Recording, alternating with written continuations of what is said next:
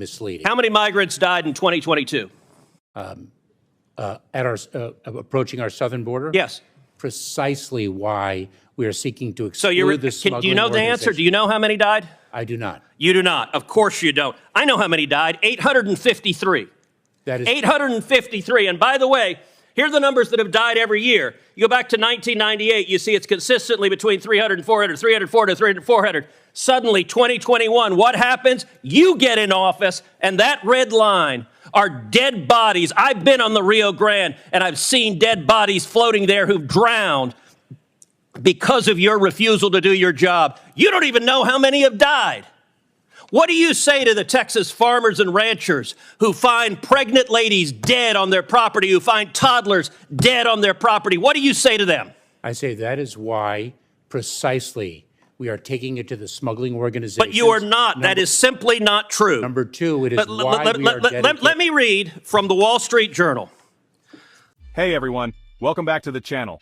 Today, we're diving into a heated exchange between Senator Ted Cruz and Secretary Mayorkas over the U.S. southern border crisis. If you've been following the news, you know this confrontation is making waves. So, I've got a quick breakdown of the key moments from this clash that you need to know about. But before we get into it, make sure to hit that subscribe button and turn on the notifications so you don't miss any updates on big political moments like this one. It all starts with Ted Cruz repeatedly asking Secretary Mayorkas a simple question: is there a crisis at the southern border? Mayorkas avoided answering directly, calling it a significant challenge. Cruz pointed out that Border Patrol Chief Ortiz, in sworn testimony, called it a crisis with just one word: yes. Cruz was clearly frustrated that Mayorkas wouldn't give the same clear response. Next, Cruz pressed Mayorkas on whether the crisis has made Americans and migrants less safe. He wanted a simple yes or no, but again Mayorkas dodged the question. Cruz claimed that the crisis is putting both groups in danger, while Mayorkas continued with vague responses. Then Cruz shifted the focus to migrant deaths. He brought up a staggering number, 853 deaths in 2022, and blamed this tragic loss of life on the administration's policies. Mayorkas, shockingly, didn't even know how many had died. That moment really ramped up the intensity. Cruz hit Mayorkas hard with details about migrants drowning in the Rio Grande, and quoted an article describing the border like a graveyard. Cruz painted a grim picture of the situation, and laid the blame squarely on Mayorkas. Then, things got even darker when Cruz turned to the issue of human trafficking. He demanded to know how many children had been sexually assaulted by traffickers under the Biden administration.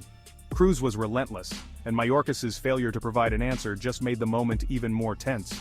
Cruz also brought up the massive surge in illegal immigration since Biden took office. He directly blamed Mayorkas and the Biden administration for creating what he called the worst illegal immigration crisis in our nation's history. It's pretty clear Cruz wanted to highlight how quickly things have escalated at the border since this administration took over. Cruz accused Mayorkas of releasing dangerous criminals, including murderers, rapists, and child molesters, into the U.S. Mayorkas denied knowing about any such releases, but Cruz kept pushing. Then, Cruz turned his attention to gotaways, people who crossed the border without being apprehended. He showed that the number of gotaways had increased dramatically under Mayorkas' watch and accused him of not knowing how many of these individuals were dangerous criminals or even terrorists. And to wrap it all up, after all these heated exchanges, Mayorkas called Cruz's statements revolting, but Cruz fired back even harder, accusing Mayorkas of incompetence and saying he should resign. So what do you think? Was Cruz too harsh, or did he hit the nail on the head? Let me know in the comments below. I'd love to hear your thoughts. And don't forget to like this video if you found it helpful, share it with someone who's following the border debate, and of course hit that subscribe button for more breakdowns of major political moments. Thanks for watching, and I'll catch you in the next video. Back to the